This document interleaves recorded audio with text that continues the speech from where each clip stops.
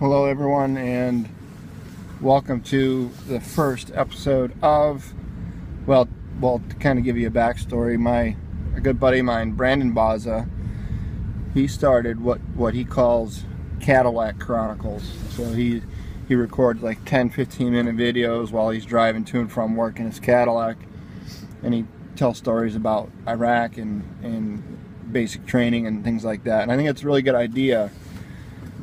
He showed me these chronicles. I think he had like 7 or so episodes at the time. He introduced me to them, and I just think it's a really cool idea to kind of catalog and chronicle experiences that we had in Iraq, right? Because at the end of the day, ultimately, if we lose the memory of what we did over there and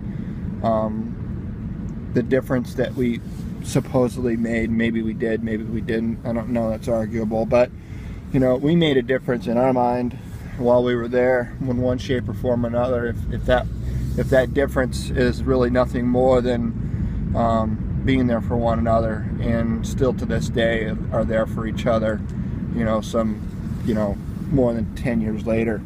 But so Baza created this idea, and I really kind of liked it. So I wanted to kind of carry that on and be able to showcase these videos on my website, changeyourpov.com. And I created a special section in there at the header, at the menu section of the website.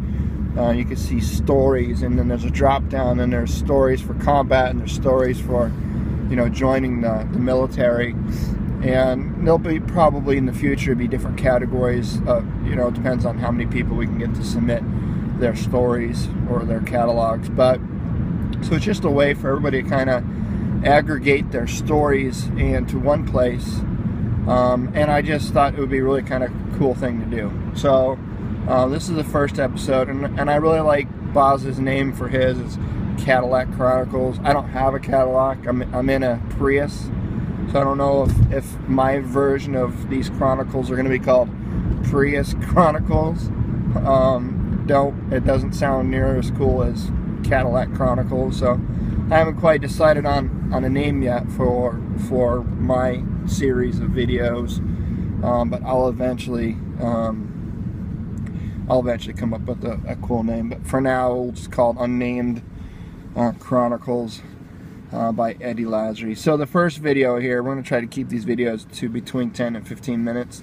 So the first video I want to kind of share with you, I'm going to call Frozen Chickens. So when we were in Iraq, we had this humanitarian mission, or I call it humanitarian, you know, winning the hearts and minds of the locals. And part of that was to, you know, we did all kinds of humanitarian type stuff. You know, besides passing out frozen chickens, we passed out, you know, I used shoes, we passed out soccer balls to the kids, we passed out, you know, we did weapons buyback programs where we gave them hard currency for weapons and ammunition, things that they may have had just laying around. The idea there was to kind of beef up their economy, but also at the same time get the weapons off the streets and stuff. But so we did a lot of that kind of thing while we were there. Passed out leaflets, pamphlets, propaganda, that kind of thing. So one of those initiatives was passing out these frozen chickens, and they were kosher chickens, and I'm not in tune with what all goes into making a chicken kosher, but I was told they were kosher chickens. All the writing on the packaging was all in Arabic, so I just had to take their word for the fact that they were kosher chickens to keep in line with their religious beliefs, etc. So like the first time we went out, I think it was like 10 chickens to a box. We had about, I think, 500 frozen chickens. And you might think to yourself, wow, that took us a long time to pass out 500 frozen chickens. But to be honest with you, once we rolled up to where we were going to be, we just opened up the back, dropped the, you know, the back deck of the Humvee there and started pulling out these boxes of frozen chickens. And as soon as the first, you know, local saw what we were doing, and all of a sudden, you know, the word spread like wildfire. Next thing you know, we were surrounded by a whole mob of people, and it got ugly pretty quick. And before long, we kind of got overrun to the point where they were just grabbing, literally, you know, some guys were grabbing boxes of them at a time. We couldn't really do anything about it. We just got overwhelmed, inundated with people, hundreds and hundreds of people. So those chickens went away very, very quickly, and then they would take it back into like the neighborhoods, and they'd start fighting amongst each other for them, and it completely defeated the whole purpose of what we were trying to do.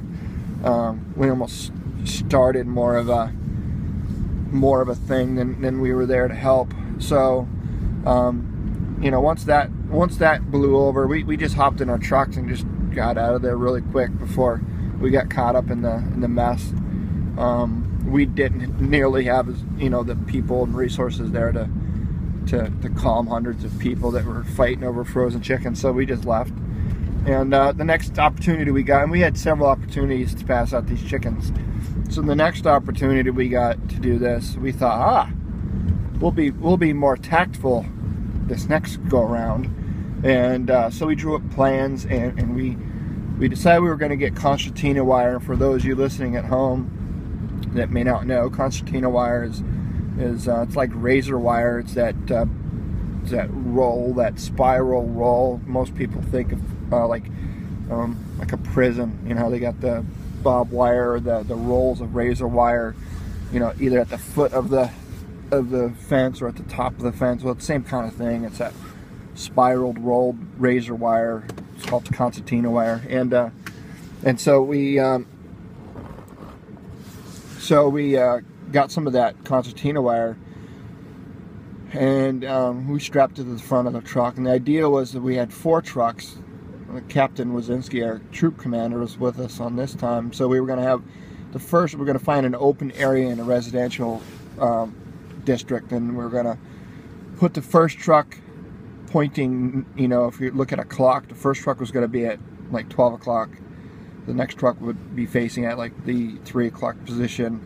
The third truck would be facing at the 6 o'clock position, and then the fourth truck would be facing at the 9. So we kind of created ourselves a circle, and then we were going to attach, then the plan was to attach these strands of concertina wire between the backs of our trucks to basically make an enclosure, a circular, almost a diamond shaped area. And then on the inside of the circle, we were going to actually set up you know, where we're going to pass out the frozen chicken. So we had kind of an entrance and an exit, or an ingress and egress, and the idea was to the technical term is cannibalize the traffic, or to streamline the traffic, whether it be, you know, cannibalization of traffic could be, you know, either vehicular or it could be pedestrian on foot. So the idea was to cannibalize the pedestrian traffic into a streamlined assembly line, essentially, basically a line, and they would come through the area, and we would hand them their frozen chicken, then they would egress or exit through the other side. That was our plan. Well, as soon as we got there, we decided not to divulge the fact that we had frozen chickens with us until we were ready to hand them out. So we got the truck staged into our locations, got the concertina wire strands off the truck, and attached them to each of the bumpers of the truck, and made kind of this circular structure. Tied them off to the truck so they wouldn't move around or collapse on themselves. And then we took out the chickens and started to stage this handing out area, I guess, for the lack of a better term. And then we just advertised. We just held like one frozen chicken in the air and yelled. As soon as the locals saw what we were doing, they immediately started, the word spread, and immediately came over. And it didn't take long before we were completely surrounded again by hundreds of people, and they were pushing and shoving to the point where they were shoving, you know, people up against the concertina wire, and it was cutting their clothes and like cutting into their legs, and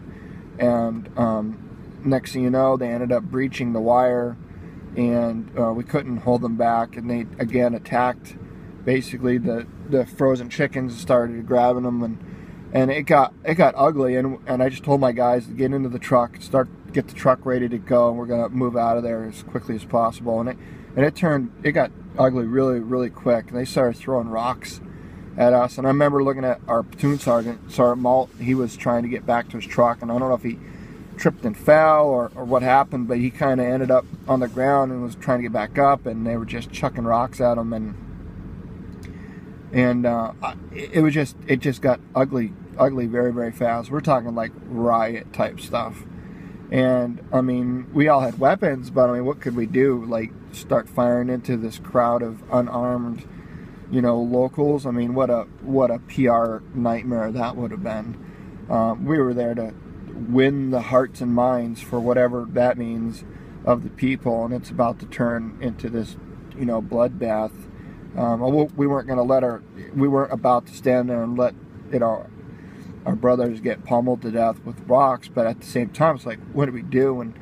And I raised my weapon up and was yelling and screaming, trying to get their attention, and I could just see the look in my troop commander's eyes, like, you know, there's no way, you know, please, you know, he didn't want me to fire into the crowd, and he just kind of looked at me with these cautious eyes, like, oh my God, don't, you know, let's not go down this road. I wasn't planning on shooting anybody, but I wanted to have a show of force to try to get them back away from my platoon sergeant, and they just kept going at it and throwing rocks at them. So finally I just fired some rounds into the air, and it was loud enough to get people's attention, and some people started to disperse, others just kept going at it, and it was enough though to get him back over to his truck. And I just told my guys to just cut whatever was tying the concertina wire off to the truck and just take off, and we'll come back and pick up the razor wire later.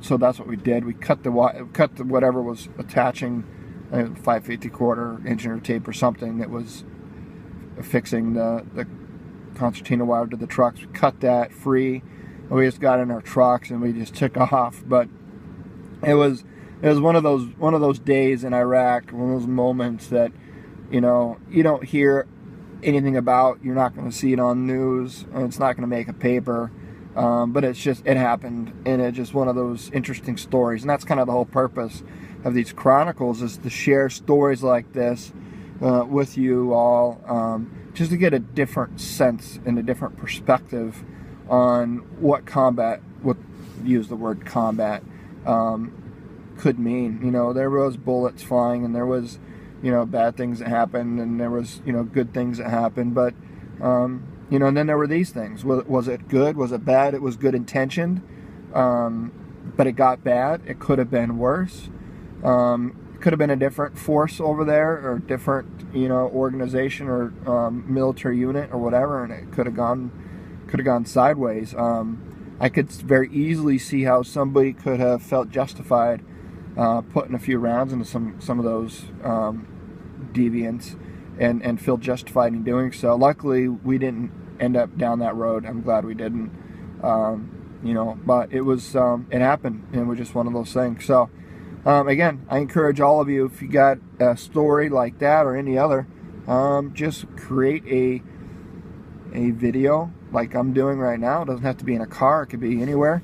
Just create a video, post it, you know, 10-15 minutes, post it to YouTube, send me the YouTube link to my email address. My email address is eddie@changeyourpov.com, and I will post it up on the website under the video chronicles, and I'll put it in a category, whatever category makes sense. If it's a combat story, I'll put it in combat. If it's a story about you joining the military, I'll put it in that category. If it's a totally different category, I'll find a different category and put it in there. But I encourage everybody to give it a try, and check out some other videos that are posted, and let's just, you know, let's have fun with this thing and see what we can all do. All right, until next time, I'll talk at you later.